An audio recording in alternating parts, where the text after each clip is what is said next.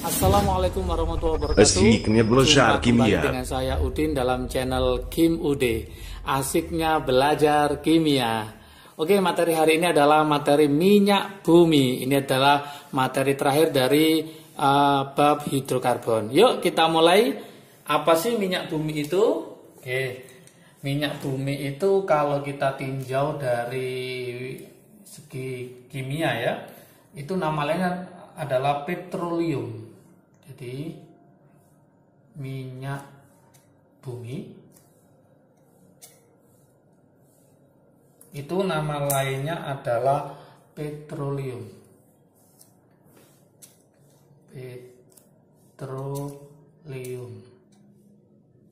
Nah, minyak bumi adalah pelapukan. Jadi suatu proses pelapukan sisa organisme.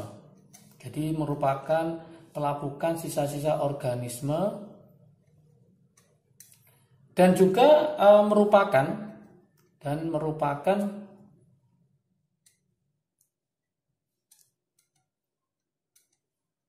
campuran senyawa campuran senyawa karbon, terutama di sini yang sering harus teman-teman hafalkan ya, terutama senyawanya adalah terutama hidrokarbon. Hidrokarbon masih ingat di materi sebelumnya, untuk minyak bumi hidrokarbon yang masuk adalah hidrokarbon yang alifatik. Alifatik itu terbuka dan terutama hidrokarbon alifatik maupun aromatik. Jadi ada dua penyusunnya yang utama, yaitu dia adalah hidrokarbon alifatik maupun yang aromatik. Ini. Oke. Kemudian minyak bumi dapat dipisahkan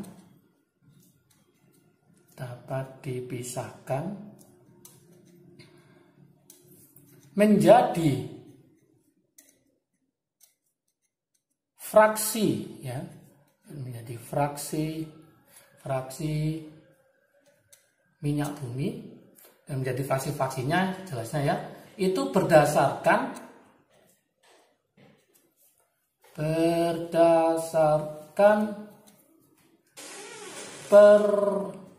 perbedaan titik didih. Jadi berdasarkan perbedaan titik didih yang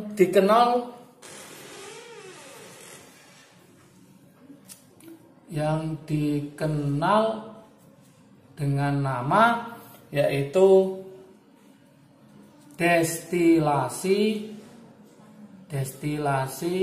bertingkat. Jadi destilasi bertingkat atau destilasi fraksional.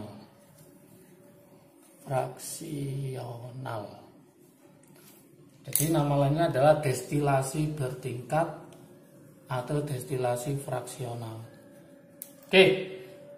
Oleh karena itu kita harus tahu dulu fraksi-fraksi minyak bumi itu apa aja ya.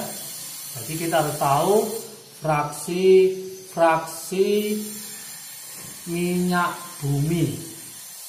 Nah, tadi kan sudah saya bilang bahwa dibagi menjadi berbagai fraksi. Maka fraksi minyak bumi itu kalau saya tuliskan itu ada berapa aja? Yang pertama nomor 1, itu adalah namanya gas alam. Gas alam ini bisa berupa nanti metana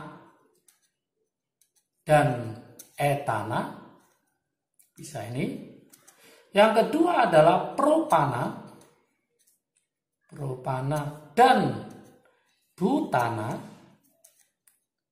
Yang ketiga adalah berupa olefin. Perlu diketahui untuk metana dan etana ini biasanya dalam kehidupan sehari namanya adalah LNG, liquid natural gas. Yang ini namanya LPG, ini yang sering dipakai ya, namanya liquid petroleum gas. Dan yang ini nanti berkaitan dengan alkohol ya, untuk olefin. Oke. Yang kedua itu adalah fraksi yang namanya adalah gasolin. Jadi namanya gasolin. Nah, gasolin ini bisa berupa petroleum ether,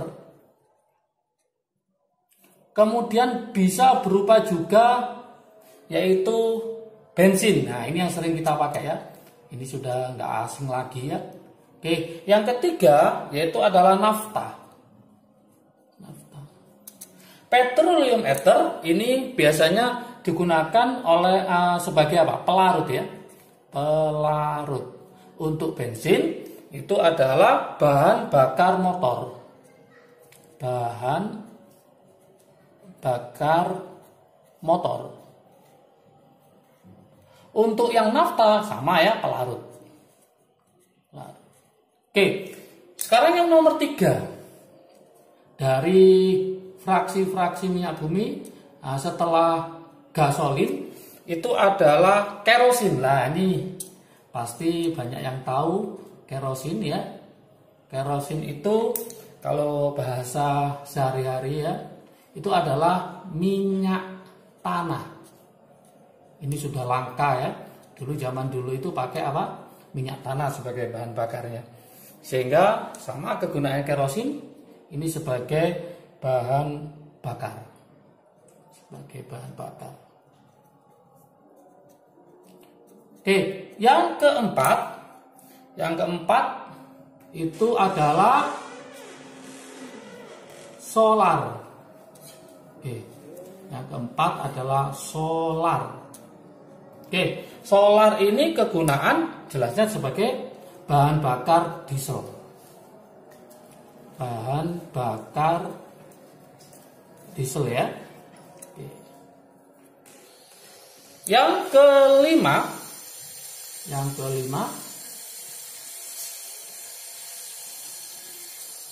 ini namanya adalah pelumas.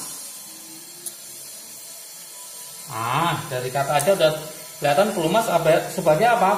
Ya, pelumas mesin ya. Untuk pelumas mesin supaya bagus ya mesinnya. Oke, yang keenam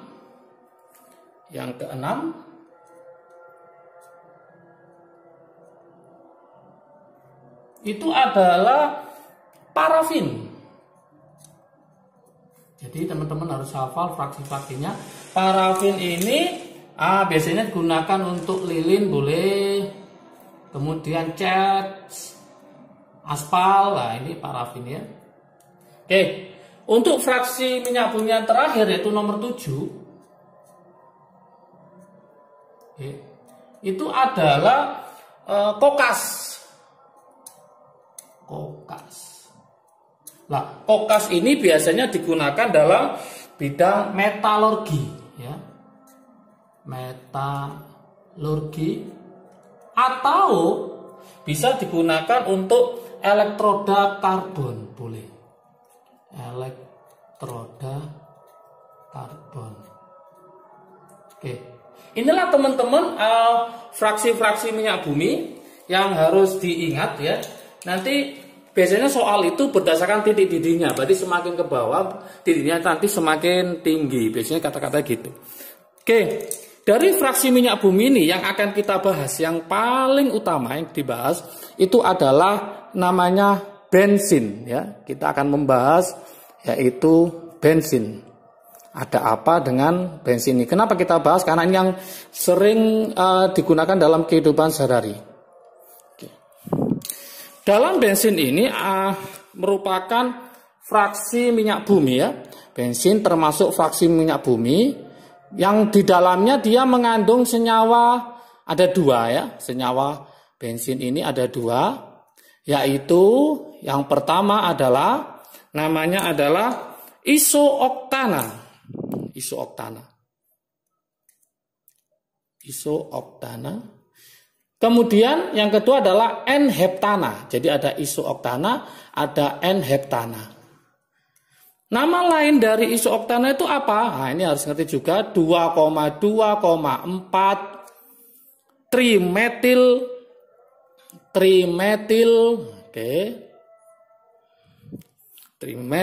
pentana.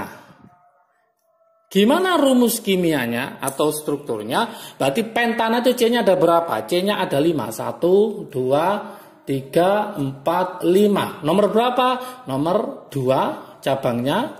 Ini berarti nomor 4. Inilah rumus untuk isooktana. Kalau N-heptana, heptana C-nya berapa? 7. Berarti 1, 2, 3, 4, 5, 6, 7. Dia berupa rantai lurus gara-gara ada apanya? Normalnya. Normal heptana. Oke. Kualitas bensin ini ya ditentukan oleh apa? Yuk kita cek. Kualitas bensin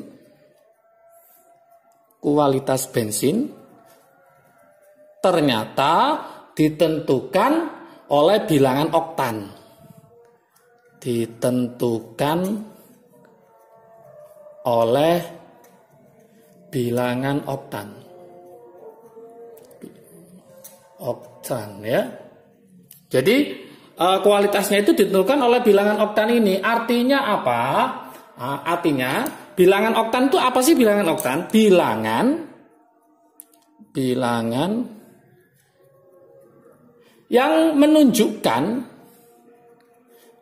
jadi suatu bilangan yang menunjukkan jumlah isooktana dalam bensin. Oke. Ada trik asiknya di sini. Trik asiknya. Oke. Saya buatkan trik asiknya. Semakin besar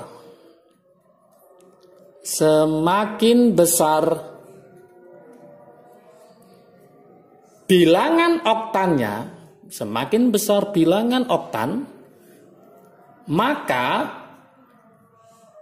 semakin bagus kualitas dari bensinnya itu. Nah, jadi semakin besar bilangan oktan, maka semakin bagus kualitas dari bensinnya. Oke. Ini trik asiknya. Belajar di sini maka kita akan tahu yaitu jenis-jenis bensin. Nah, jenis-jenis bensin yang ada dalam kehidupan kita ya. Contohnya misalkan pernah mungkin dengar namanya premix. Ada yang namanya yaitu premium, ada yang premix, ada yang premium. Ada lagi super TT. Nah, mungkin pernah dengar ya, super TT. Ternyata untuk premix nilai oktannya untuk premix ternyata adalah 94. Untuk premium itu adalah 85 sampai 88. Untuk super TT itu adalah 98 nilai oktannya. Ini ada artinya. Artinya apa? Misalkan 98 itu artinya nanti ada namanya isooktana, ada N-heptana. Berapa kalau 98? Berarti isooktana adalah 98%. Yang ini adalah 2%. Nah, gitu. Kalau 94 berarti 94% isooktana, 6%-nya adalah heptana. Dari sini maka kita bisa menyimpulkan bensin yang bagus itu harus punya ciri-ciri apa aja. Nah, yang pertama dia harus jelas bilangan oktannya harus tinggi. Bilangan oktan tinggi. Kalau bilangan oktannya tinggi, maka dia akan menyebabkan bisa jadi pembakarannya sempurna. Nah, pembakaran sempurna. Pembakaran sempurna itu akan menghasilkan apa? Akan menghasilkan gas CO2. Berarti CO2-nya nanti akan banyak. Oke. CO-nya sedikit. Kenapa CO-nya sedikit? Karena C itu menyebabkan pembakaran yang tidak sempurna. Jadi ciri-cirinya nanti pembakarannya sempurna, CO2-nya banyak. Ya. Kemudian karena pembakaran yang sempurna, maka ketukan atau yang disebut namanya knockingnya itu sedikit. Karena knocking sedikit pembakaran sempurna, maka jelaga atau yang disebut dengan pengotor, nah, itu juga sedikit. Inilah ciri-ciri dari bensin yang bagus. Berarti kebalikannya, bensin yang kualitasnya rendah, berarti bilangan oktannya rendah, pembakarannya tidak sempurna, ketukannya banyak, jelaga atau pengotornya juga banyak. Oke? Saya buatkan soal latihan ya, buat teman-teman. Nanti silakan ditulis di kolom komentar ya jawabannya. Soal latihannya. Oke. Gini soal latihannya. Bilangan oktan, saya punya bilangan oktan. Bilangan oktan suatu bensin adalah 85%. Bagaimana komposisinya? Bagaimana komposisi senyawa dalam bensin tersebut? Jadi silakan dicoba ya. Oke, jangan lupa nanti silakan tulis di kolom komentar. Oke, kalau video ini bermanfaat bagi kalian silakan di-share ke teman-teman kalian supaya manfaatnya lebih banyak. Jangan lupa yang ingin tahu materi ini maka bisa dilihat di IG Kim Ude. Jangan lupa follow ya. Oke, like, subscribe, tetap saya harapkan supaya saya termotivasi untuk menghasilkan video-video yang lebih menarik lagi. Oke, salam sukses dari Kim Ude, asiknya belajar kimia. Assalamualaikum warahmatullahi wabarakatuh.